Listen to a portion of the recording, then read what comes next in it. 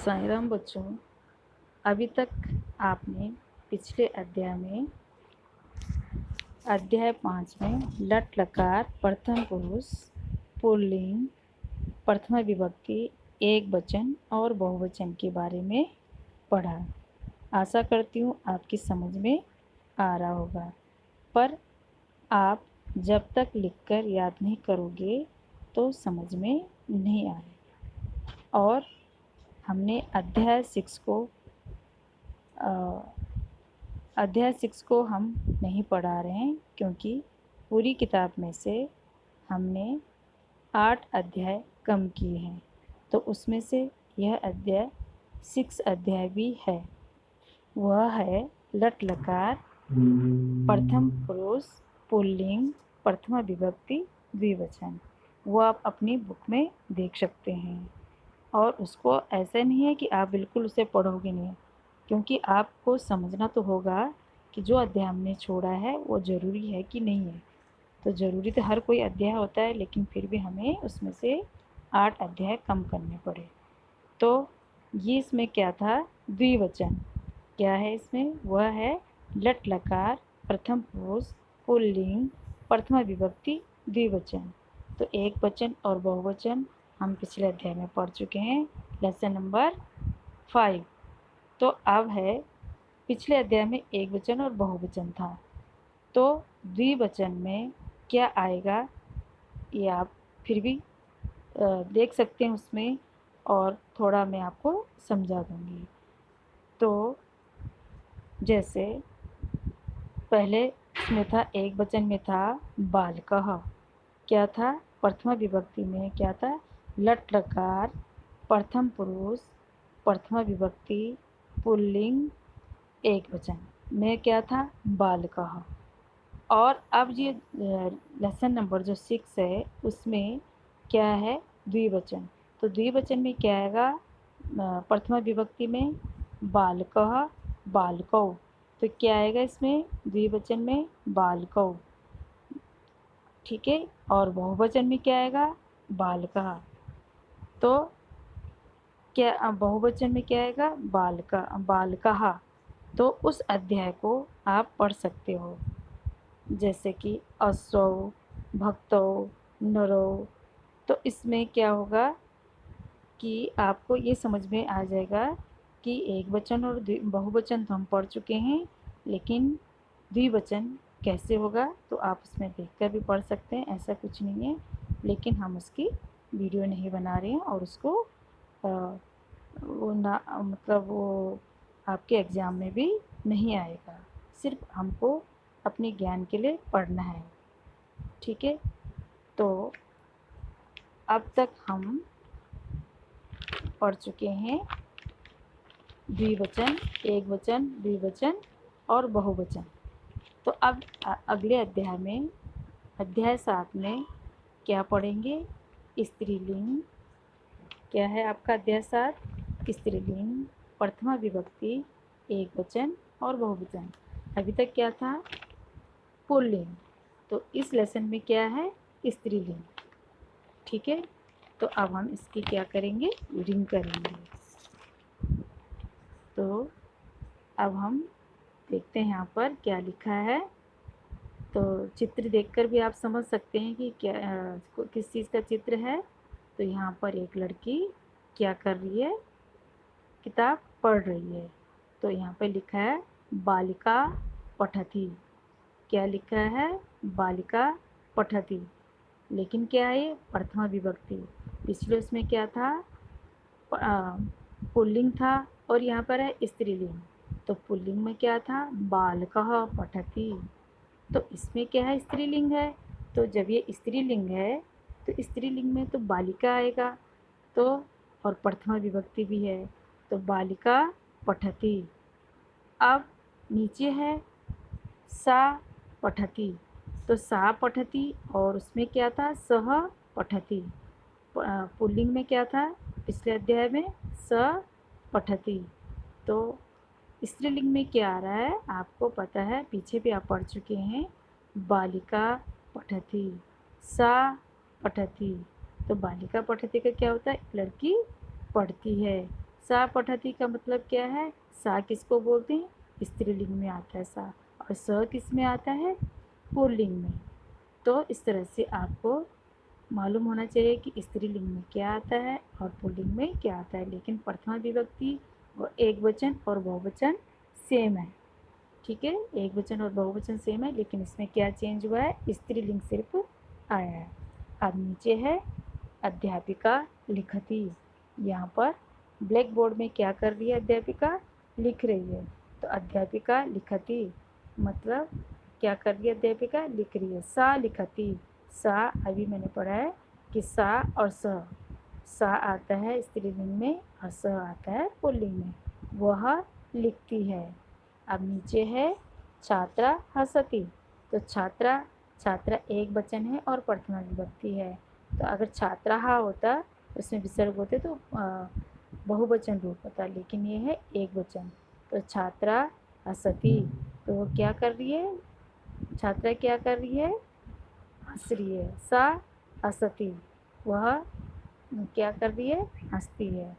अब है नीचे महिला वदती। तो महिला क्या कर रही है? बोल रही है। सा एक महिला बोलती है, ऐसे भी है, ये बोल रही है। सा वदती, वह बोलती है। ठीक है। अब यहाँ पर था एक वचन, स्त्रीलिंग एक वचन था, लेकिन अब नीचे क्या आ रहा है? स्त्रीलिंग प्रथमा विभक्ति बहुवचन। अभी तक ऊपर आपने क्या पढ़ा? प्रथमा स्त्रीलिंग प्रथमा विभक्ति एक वचन। ठीक है, लेकिन अब नीचे के पैराग्राफ में आ रहा है बालिका पठंती। तो आपको अभी पता है, पहले क्या बोला मैंने कि जो पीछे अध्याय में मैंने पढ़ाया था एक वचन और बहुवचन। तो एक वचन में क्या था? बालकः, पुल्लिंग था वो, लेकिन अब इसमें क्या है? बालिकाः। तो ये प्रथमा विभक्ति का बालकः, बालको, बालिका। ठीक है, तो ये क्या है? बालिका। ठीक है, तो बालिकाः पठन्ति। तो बालिका, बालिका क्या है? बहुवचन रूप है। क्या? प्रथमा विभक्ति। पठन्ति क्या है? पठन्ति क्या है? लट लकार पट धातु से आए है। तो कौन से, कहाँ से आए? बहुवचन रूप। पठति पठता पठन्ति। ठीक है, तो बालिका पठन्ति, लड़कियाँ पढ़ती हैं, या अनेक लड़कियाँ पढ़ती हैं। ताहा पठन्ति, तो ते किसके लिए आता है? पुल्लिंग में। लेकिन ताहा किसके लिए आया है? बहुवचन रूप। और ये किसके लिए आया है? इस स्त्रीलिंग में। ठीक है, ये स्त्रीलिंग के लिए आया है। यहाँ पर ताहा नहीं आएगा, अगर पुल्लिंग होता तो ताहा नहीं आता। ठीक है, तो बालिका पठन्ति, अनेक लड़कियाँ पढ़ती हैं, या लड़कियाँ पढ़ती हैं। ताहा पठन्ति, वे सब पढ़ती हैं। नीचे है अध्यापिका लिखन्ति। तो अध्यापिका, यहाँ पर अध्यापिकाएँ दिख रही हैं आपको। तो अनेक अध्यापिकाएँ लिखती हैं। और ताहा लिखन्ति, वे सब लिखती हैं। छात्राः हसन्ति, तो अनेक छात्राएँ हंसती हैं। ता हसन्ति, वे सब हंसती हैं। ठीक है, तो ये क्या है? स्त्रीलिंग का बहुवचन रूप है। ठीक है, स्त्रीलिंग बहुवचन प्रथमा विभक्ति। अभी कौन सी विभक्ति चल रही है? प्रथमा विभक्ति ही चल रही है। ठीक है, अब ये है महिला वदन्ति। तो महिला क्या कर रही हैं? ये दो महिलाएं दिख रही हैं यहाँ पे, या दो से ज़्यादा। तो महिला, अनेक महिलाएं वदन्ति मतलब बोलती हैं या बात कर रही हैं। ताहा वदन्ति, वे सब बोलती हैं। अनेक महिलाएं बोलती हैं या वे सब बोलती हैं। इस तरह से आपको ये रीडिंग करनी है इस लेसन की। और उसके बाद आपको पीडीएफ भी भेजा जाएगा, क्योंकि पीडीएफ से आप अपनी संस्कृत की नोटबुक में देखकर लिख सकते हैं। और वीडियो देखना भी आपको ज़रूरी है। जब तक आप वीडियो नहीं देखोगे, मेरे बोलने से समझोगे नहीं, आपको समझ में नहीं आएगा। तो जैसे भी यहाँ पर है बालिका पठती, ये कैसे आया, कहाँ से आया और किस तरह से इसको पढ़ा जाता है, सबसे पहले आपको रीडिंग करनी है। जब तक आपको पढ़ना नहीं आएगा आप एक्सरसाइज नहीं कर पाएंगे और उसे समझ नहीं पाएंगे।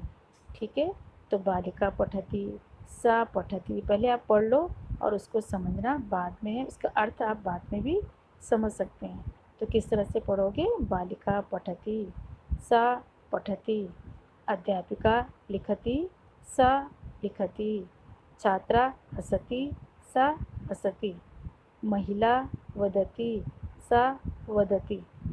ठीक है, इस तरह से आपने पढ़ना है। बालिका पठन्ति, ताः पठन्ति, बालिका पठन्ति, ताः पठन्ति, अध्यापिका लिखन्ति, ताः लिखन्ति, छात्राः हसन्ति, ताः हसन्ति, महिलाः वदन्ति, ताः वदन्ति। तो इस तरह से आप इसको रीडिंग करोगे, जितनी बार आप पढ़ोगे आपको समझ में आएगा। बार बार पढ़ के ही आपको समझ में आएगा, क्योंकि संस्कृत के जो ये वाक्य हैं आपको बार बार पढ़ने से ही समझ में आएंगे। उसके बाद आपके कठिन शब्द, जैसे कि आपने इसमें से जो शब्द आपको कठिन लगते हैं, जैसे बालिका हो गया, अध्यापिका, छात्रा, इस तरह से आप नोटबुक में, अपनी संस्कृत की नोटबुक में कठिन शब्द ले सकते हैं तथा आपके पास शब्द और अर्थ उसके बाद अभ्यास कार्य में जितने भी फिलअप दिए गए हैं वो आपको नोटबुक में करने हैं। बार बार यही आपको बोला जाता है, लेकिन फिर भी आप कहते हैं कि हमने अभी कोई काम नहीं किया है। ये सब गलत है आपके लिए। ठीक है, जितना आपको पढ़ाया जाता है वो आप खुद समझोगे, पढ़ोगे तभी समझ में आएगा। ठीक है, तो इस बार हमने सिर्फ अध्याय की क्या की, रीडिंग की। तो सबसे पहले आप इसको पढ़ना सीखेंगे, उसके बाद शब्दार्थ, फिर अभ्यास कार्य। नेक्स्ट वीडियो में हम क्या करेंगे, शब्द अर्थ और अभ्यास कार्य करवाएंगे।